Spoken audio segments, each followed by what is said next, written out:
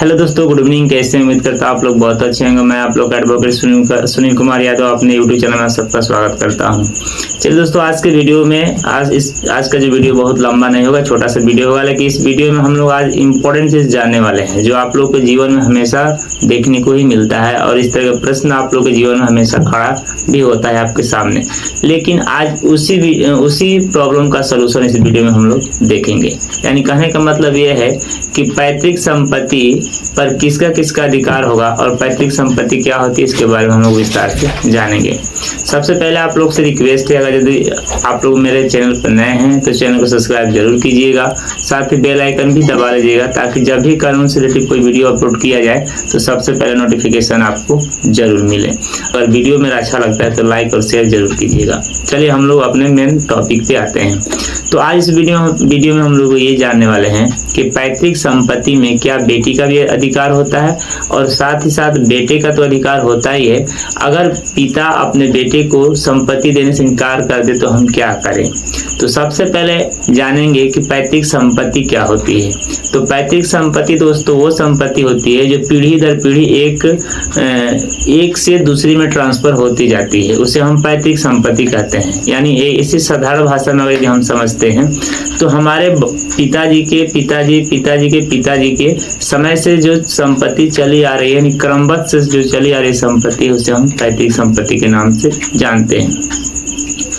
दूसरी तरफ एक स्व अर्जित संपत्ति होती है, उस पे किसका अधिकार होता है और क्या उसमें किस किस को अधिकार मिलना चाहिए, इस टॉपिक पर हम लोग अगले वीडियो में बात करेंगे। अगर यदि आप कमेंट करेंगे कि इस टॉपिक पे भी वीडियो बना दीजिए तो मैं इस टॉपिक पे वीडियो अलग से बनाकर दे दूंगा। लेकिन आज बेसिकली हमको इस टॉपिक पे ही बात करना है कि पैतृक संपत्ति में किसका किसका अधिकार है और किसका किसका अधिकार नहीं है। तो 2025 का जो नया 5 नियम जो लागू हुआ है उसके बारे में भी हम लोग जानेंगे। तो सबसे पहले हम जानते हैं कि पैतृक संपत्ति में किसका किसका अधिकार मौजूद है। हिंदू उत्तराधिकारी अधिनियम 2005 संशोधन में संशोधन के बाद ये बताया गया था कि बेटियों का भी अधिकार उतना ही होगा जितना कि एक बेटे का अधिकार होता है। दोस्तों देखिए, पैतृक संपत्ति में पहले क्या था कि जो पिता की संपत्ति थी उसमें बेटियों का अधिकार नहीं था।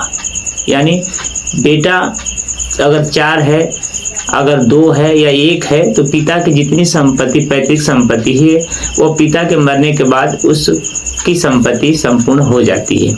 लेकिन अगर यदि मान लीजिए कि किसी पिता के 3 बेटे हैं और वह तीनों बेटों को बराबर हिस्सा देना नहीं चाहते हैं, किसी एक को देना चाहते हैं, तो ऐसे में क्या वह दूसरा जो बेटा है और तीसरा जो है, क्या इस पे कोई रोक लगा सकता है या नहीं लगा सकता है, इसके बारे में भी हम लोग जानेंगे इस वीडियो में।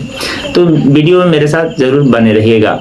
तो हम ये देखते हैं कि जब उनका अधिकार होता है तो बेटे के साथ साथ जब संशोधन 2005 में हुआ था तो उस समय बेटियों का भी पूरा अधिकार दे दिया गया था कि हाँ, आप जितना अगर जन्म से जो बेटे का जो अधिकार मिलता है एक बाप में, वो बेटी का भी पूरा का पूरा अधिकार मिलेगा। पहले इस तरह का नहीं था, लेकिन 2005 के बाद यह पूरा संशोधन के बाद यह नियम लागू हो गया था और आज भी चलता है। दूसरी तरफ हम ये देखेंगे कि क्या पिता अगर एक बेटे को चाहे तो क्या संपत्ति अपना दे सकता है, दूसरे बेटे को नहीं देगा, तीसरे बेटे को नहीं देगा, तो क्या वह जो बेटे हैं उनके हैं, क्या उस पर कुछ ऑब्जेक्शन कर सकते हैं? क्या कुछ ऐसा कानून है जो उसको रोका जा सकता है? जी हाँ, अगर पिता अपनी पैतृक संपत्ति से अगर किसी 2 बेटे को बेदखल करना चाहता है, उसे देना नहीं चाहता है, तो इस तरह का कानून में कोई प्रावधान नहीं है कि पैतृक संपत्ति में किसी एक बेटे को संपत्ति दे दिया जाए और बाकी 2 को छोड़ दिया जाए। अगर संपत्ति देना होगा तो तीनों को बराबर देंगे, यानी जितने उनके लड़के होंगे, अगर लड़कियां दावा करती हैं तो उनका भी हिस्सा बनेगा, वो भी उसमें हिस्सा ले सकती हैं, यानी उस संपत्ति में अधिकार उनका भी बनता है। लेकिन बहुत से देखा जाता है 100 में 95% जो लड़कियां होती हैं वो अपने पिता की पैतृक संपत्ति में हिस्सा नहीं लेती हैं। जो उनके लड़के होते हैं उन्हीं को संपत्ति मिलती है। तो अगर 3 लड़कों में से एक लड़के को अगर यदि पिता संपत्ति देना चाहते हैं तो संपत्ति नहीं दे पाएंगे, क्योंकि वह अधिकार ऐसा है ही नहीं उनके पिता को कि एक बेटे को पूरी संपत्ति दे सके।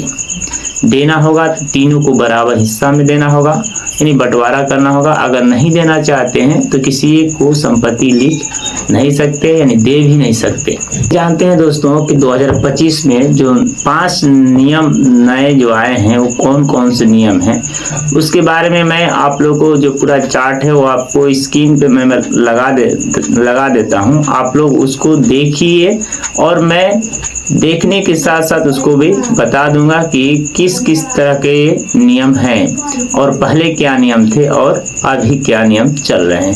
तो आपकी स्क्रीन पर लगे हुए हैं चार्ट, उसमें आप लोग देख लीजिएगा। पहले नंबर में जो है आप लोग देखिएगा जो 5 नए नियम जो बने हैं उसमें पहले क्या नियम था और अभी क्या चल रहा है, इसको हमने ऐसे बांट दिया है कॉलम वाइज ताकि समझने में आपको आसानी हो। देखिए बेटियों का अधिकार पहले क्या था, यानी सामान्य था, ना के बराबर था, मिलता था नहीं भी मिलता था। लेकिन आज 2025 में बेटियों का अधिकार पूरा का पूरा बराबर हक दिया गया है। इन 2005 के बाद संशोधन के बाद पूरा का पूरा हक दिया गया है। उसमें भी बताया गया है कि अगर यदि बेटी जन्म से ही है और बेटा भी जन्म से है तो दोनों का अधिकार बराबर का है। 2 नंबर में देखिए वसीयत। वसीयत जो पहले था वह सीमित उपयोग के लिए था, ऐसा नहीं था कि किसी को मतलब वसीयत लिख दिया जाता था और मान भी लिया जाता था, वैसा नहीं था। लेकिन पहले किसी किसी को वसीयत लिखी जाती थी, सबको नहीं। लेकिन आज के समय में किस संपत्ति पर आप वसीयत लिख सकते हैं? पहले पैतृक संपत्ति पर भी लोग लिख देते थे, स्वार्जित संपत्ति पर भी लिख देते थे। लेकिन आज के समय यह कानून कहता है कि आप वसीयत उसी जमीन उसी संपत्ति पे लिख सकते हैं जो स्वार्जित आपकी जमीन है, जो स्वार्जित संपत्ति आपकी है। अन्यथा पैतृक संपत्ति पे आप वसीयत नहीं लिख सकते हैं। तीसरा पॉइंट है पारिवारिक की सहमति से बंटवारा। जो परिवार में जितने लोग हैं क्या उनके सहमति से बंटवारा होगा या नहीं होगा। तो पहले क्या था, ये चीज़ बहुत एक तरफ से देखा जाए तो महंगा था, महंगा के कारण विवादित होता था, लोग एक दूसरे से बंटवारा नहीं करते थे, किसी को मानते नहीं थे, आपस में मिलकर क्या करते थे उसे बांट देते थे। लेकिन इसी चीज़ को आज के समय में क्या कर दिया गया है, सस्ता कर दिया गया है, ताकि पहले बिना सहमति के भी लोग क्या करते थे, बंटवारा कर लेते थे। लेकिन आज के समय इसको सस्ता कर दिया गया है ताकि आपके अगर कितनी भी संपत्ति है अगर उसमें बराबर हिस्सा लगाना चाहते हैं तो बिना सहमति के उसको बंटवारा नहीं कर सकते हैं। बंटवारा करने का मतलब ये होता है कि सबसे पहले आपको ये छुटकारा मिल जाता है, विवादित नहीं होगा, एकदम सरल भाषा में हो जाएगा। दूसरी बात कि शुल्क भी ज़्यादा नहीं लगेगा, सबसे कम शुल्क में हो जाएगा और यह तेज प्रक्रिया चलती है। इसकी जो प्रक्रिया चलती है क्या है, तेज प्रक्रिया चलती है, बहुत आसानी से भी हो जाता है। 4 नंबर जो पॉइंट है सुप्रीम कोर्ट का स्वरूप। सुप्रीम कोर्ट का स्वरूप कहिए या रुख कहिए, सुप्रीम कोर्ट क्या इस चीज़ पर नज़र रखता है उसके बारे में देखिए। पहले था बेटियों के अधिकार धीरे धीरे मिला करते थे। पहले के समय जो था बेटियों का जितना अधिकार पैतृक संपत्ति में था वह धीरे धीरे मिलता था। लेकिन वही आज के कानून में देखिए, आज बराबर का अधिकार यानी बेटियों को बराबर का अधिकार दिया गया है।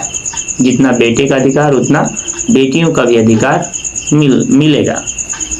लास्ट पॉइंट और 5 नंबर जो पॉइंट है संपत्ति की बिक्री। अगर संपत्ति की बिक्री भी करना है तो पहले किस तरह बिक्री किया जाता था और अब कैसे होगा उसके बारे में जानिए। पहले बिना सहमति विवादित, यानी पहले अगर यदि बिक्री जमीन हम करना चाहते हैं तो बिना सहमति के भी हम बेच सकते थे। मान लीजिए 4 हिस्सा में 1 हिस्सा हम बेच दिए, 2 हिस्सा बेच दिए, हमने किसी से पूछा भी नहीं, तो वह एक तरफ से क्या विवादित हो गया।